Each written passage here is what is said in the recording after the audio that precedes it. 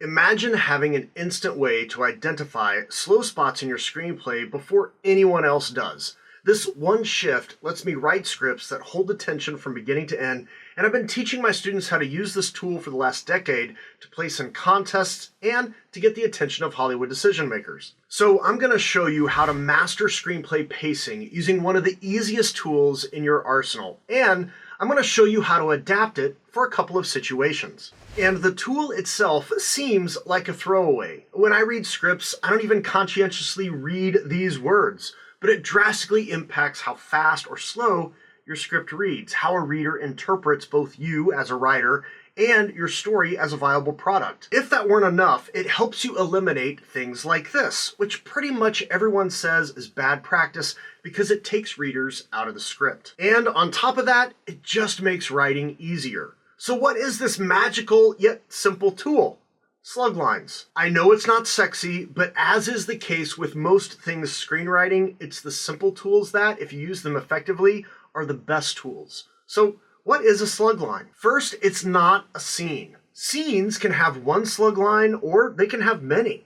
So don't call these scene headings, even though I'm sure your screenwriting software like mine calls them that. You have to make that mental shift or the rest of this isn't going to help you and your scripts are going to drag. Now, practically speaking, a slug line forces a camera setup. And you should realize you are primarily writing a script that's meant to be read. That's true. And in part, this is why slug lines used properly are pacing miracle workers. But every reader interprets slug lines in this way because if you get hired to write a script, they have to know you know how slug lines work. And as a result of any slug line, if your story is actually getting shot, at minimum, there will be a camera setup. There might be several setups, but at minimum, every slug line equals one camera setup. And a setup includes the camera and lights and probably sound and also a host of crew and possibly of cast. So that's how you think about it. A slug line equals a new location for the camera. That's all it is. And what it includes is simply this: a brief description of what the camera is pointed at. And you use things like interior or exterior, which indicate if the camera is inside something or if it's outside something. You identify what the camera is looking at with a brief description, and you usually identify the time of day to indicate what the lighting setup will be. And 99% of the time, that's day or night. But you can also use what's called a mini slug, and a mini slug functions in the same way. It tells you there is a new camera setup, and it tells you what the camera is pointed at.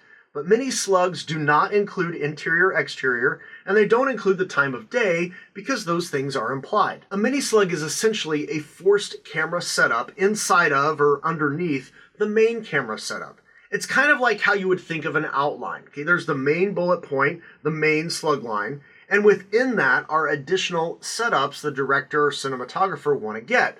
But definitely appearing on the list are all the mini slugs that are noted. So slug lines are the minimum camera setups required to tell a story.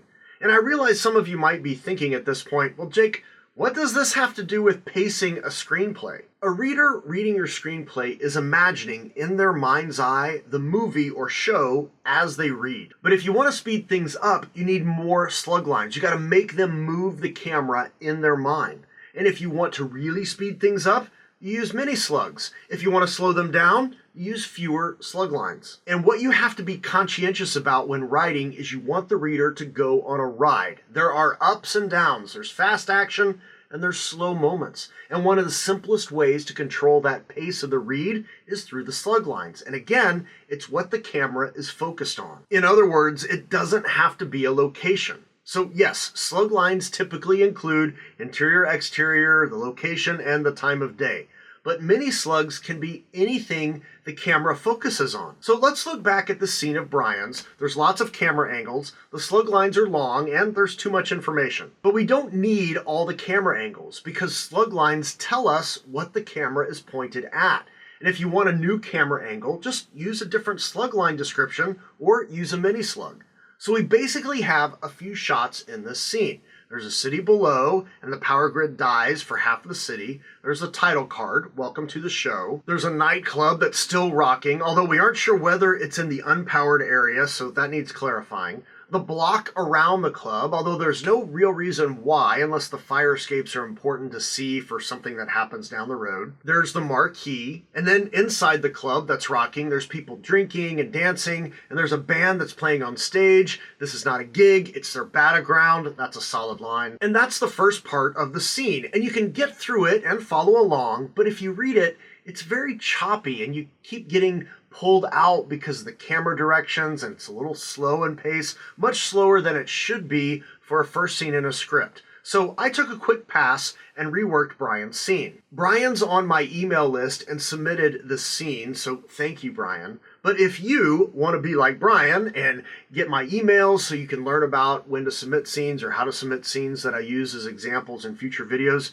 there are links below for that. So I modified a few things from the original Brian just to add some conflict and some interest to what was happening. So here's my revision, and I want to point out a couple of things. One, there's no more camera directions. The slug lines and mini slugs take care of that because those indicate camera setups. Two, I don't have to write as many words, which creates more white space on the page. And while more white space does equal a fast read, think about this scene for a moment. There's really not a whole lot going on. I mean, we're basically flying over Bloomington, Indiana. We're settling on a nightclub, going inside to see the nightclub party that's going on and focusing on the band who is playing, and that's it. But by breaking this scene up into mini slugs, the pacing just feels much faster. It feels like there's more going on. The mini slugs do include locations. There's the dark alley and Bluebird nightclub, but there's also things, the storage locker and the marquee. And I did use continuous in an effort to communicate this is all happening in the same moment in the same place, but I could have also just used night. So if you want to focus on a location or a thing or even a person,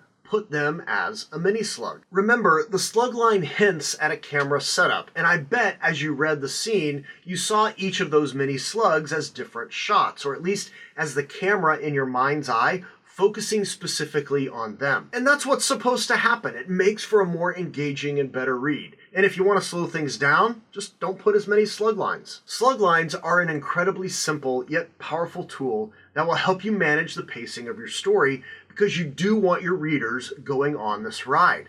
And one other thing you can do to help with that is to make sure your character introductions are awesome. And in this video, I show you how to fix them so they make the read an even better experience. And if you want to work with me and start writing Hollywood quality screenplays, be sure to click a link below.